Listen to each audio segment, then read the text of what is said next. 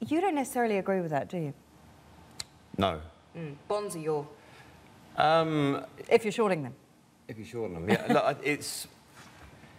I think where the confusion is with equities, it's being driven predominantly by systematic kind of strategies, and then the second factor is like you've seen those inflows. Then the second is retail strategies. They tend to be some kind of end of cycle stuff in terms of when you're peaking in terms of equities. So I don't particularly like equities. I don't hate them either.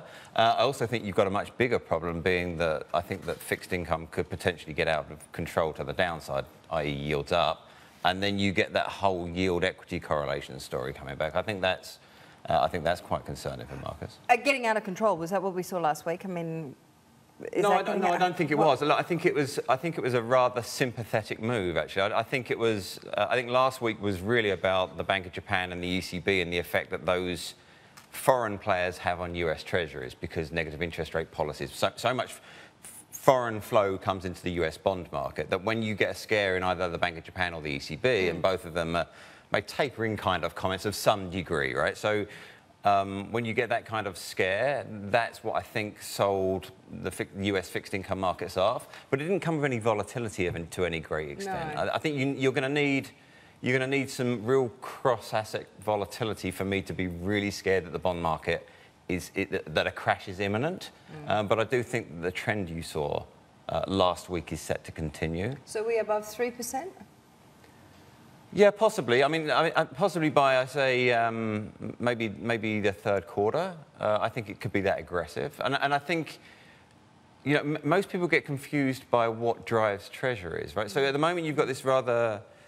when you have a lot of central bank policies, particularly negative interest rate flows, what they do is they drive a lot of international flow. So what you've had is the Japanese guys are negative, the European guys are negative, so they have to go get carry somewhere. So what they do is they buy US Treasuries. Now, they can do that. They've been able to do that because on a currency-adjusted return, for a Japanese guy to go buy Treasuries, it was still a positive yield environment for him. Yep. Either a positive yield environment or positive versus his local carry. Yep. Last week was really interesting because you had JGB 30-year and a US 30-year in Japanese terms became the same.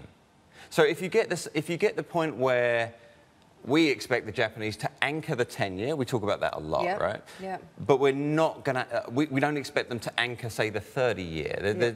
This YCC, the curve control that they do, it's very much a 10-year thing. It's not the real back end. Yeah. So if they start to let that go, or if we start to see that going for any reason, what you get is Japanese withdrawing bonds from the US and to a certain degree Europe too, and then reinvesting back home because on a currency-adjusted basis, it makes sense for them to do that.